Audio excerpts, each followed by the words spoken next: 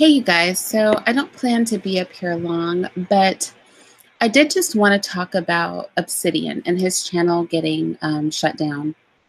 And I thought we've heard a lot of people, well, not a lot, but we've heard many people talk about, how they feel with regard to Obsidian's channel getting shut down and things like that. And I think it's all been from the perspective of people who get along very well with him and vibe with him and things like that.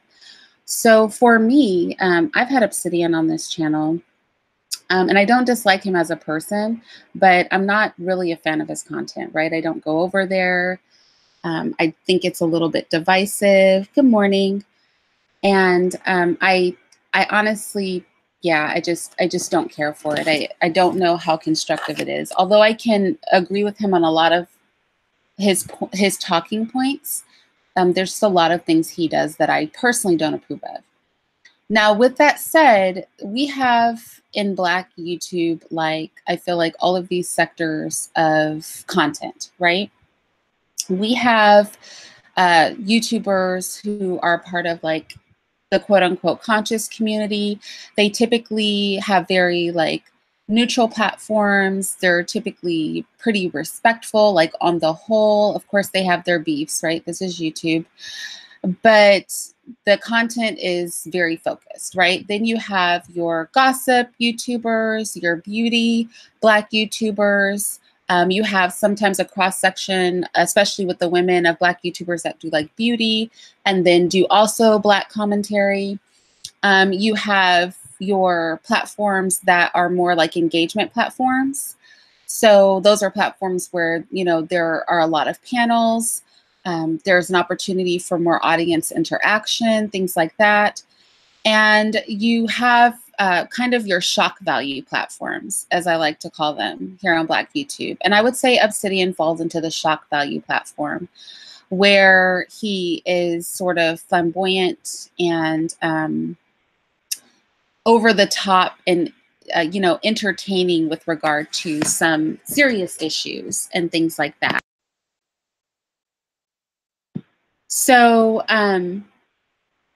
these shock value platforms, the Obsidians, the Tommy Sotomayors, the Angry Men, things like that, should we be rejoicing when we see these people lose their channels and things like that? I think that's the question. And I know a lot of people will go, definitely, it's destructive to the Black community, and the division and the negative, rhetoric and things like that. And then there's other people that'll say, well, you have to look past the delivery and the flamboyancy of it all to get down to what they're really saying, because if there's some truth there, then you can kind of dismiss the fact that it's blatantly disrespectful.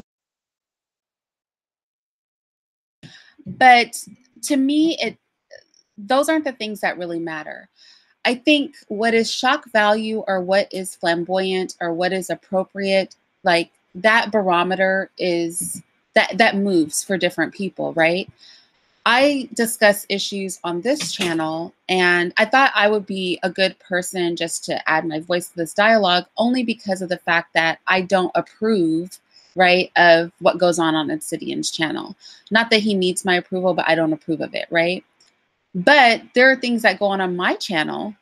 I take a hardline stance on a lot of issues here on this channel. And whilst I'm not super flamboyant with it or anything like that, some people could take, issue with what I put up here or what another content provider puts up. And so I think that somebody speaking on the Obsidian issue who's not exactly a fan of Obsidian, just to say that it is problematic, even if we don't get along. And I have to say, I just literally had Obsidian act a complete fool when dealing with me just yesterday.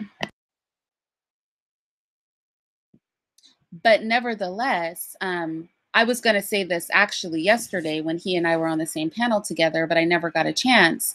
Nevertheless, I feel that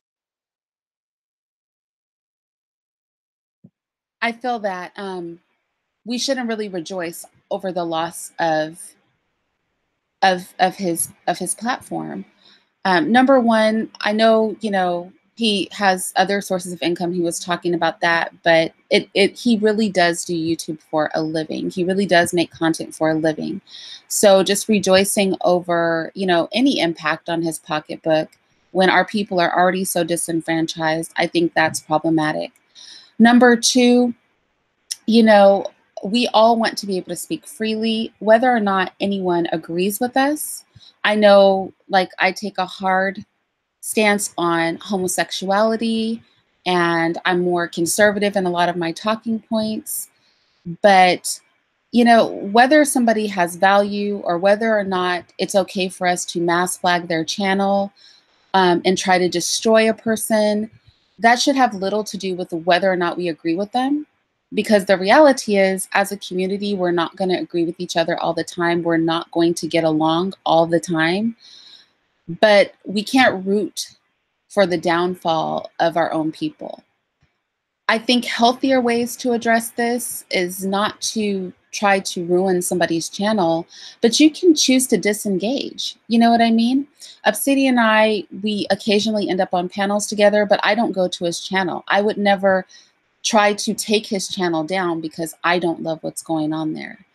And so, like I said, while many people have spoken on this issue, considering Obsidian and I aren't best friends, it's like one thing for people who like you, right, to come forward and be like, that wasn't right, because what else are they going to say, right, if they like you? But I think coming from somebody who doesn't dislike him, I don't dislike him, but doesn't really vibe with him the best, just because, the blowhorn tactics and the excessive negativity and all that, I don't personally feel are productive. But despite that, I think it helps for those of us who don't agree with him or don't agree with content like that to also speak up and say that we don't feel that it's appropriate to pull down another Black person on this platform. We have to tread lightly because we're already being attacked from so many fronts. It's already so difficult for us to be able to have a voice.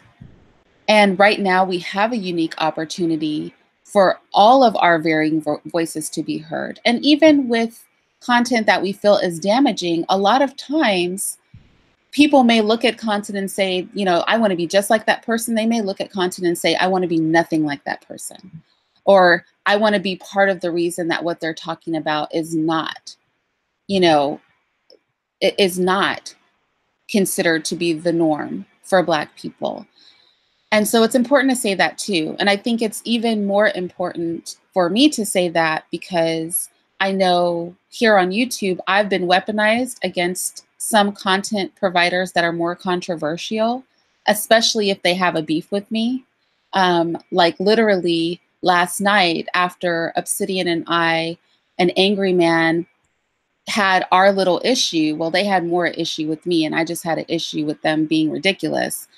But that was immediately staged to be weaponized against them.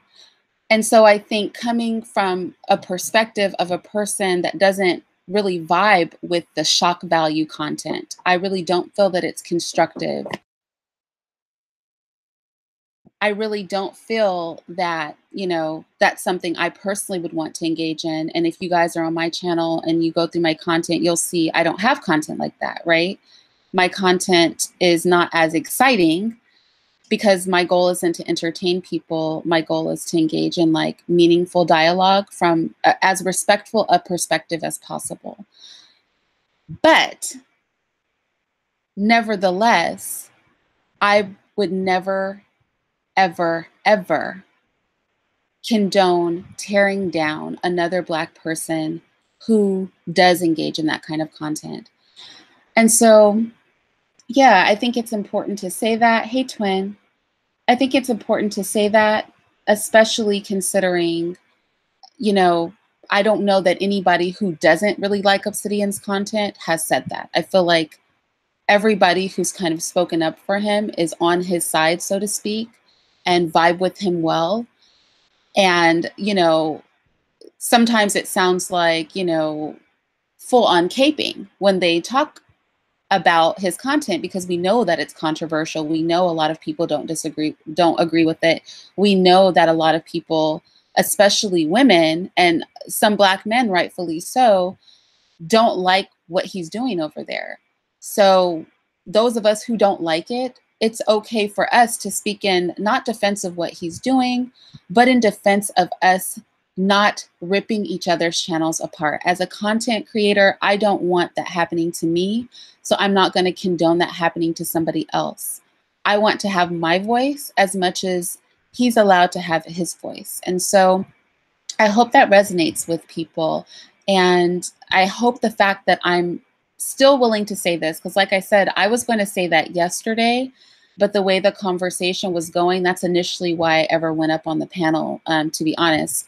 But then the conversation kind of changed because one live ended, and then another live started, and I never had an opportunity to say it. And I almost wasn't going to bother because he was a jackass yesterday, but Obsidian is often a jackass, right? But I still wanted to come forward and say that because I think it has to be said by somebody who isn't in love with him, right? We have to have dissenting voices with regard to his content also speak up and say that censorship of each other and destruction of each other is not okay. So I'm not going to stay on here, like I said, super long, but I did just want to speak on that. I know a lot of people came because y'all probably thought if you were there yesterday, I was going to come here and talk smack about Obsidian and rip him apart and maybe drag Angry Man too. But you guys should already know by now, I don't really do that. That's not really a thing that I like to do.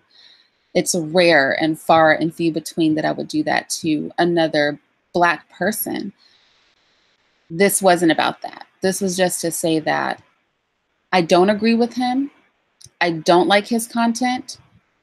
I wish there was greater depth to him. And, I wish, he's kind of flip-floppy. I'm surprised he's not a Gemini because sometimes he's like very tolerable. And I'm like, oh my gosh, Obsidian's talking so much sense. And other times I'm like, if you were talking sense, I couldn't focus because you're yelling like this. You know what I mean?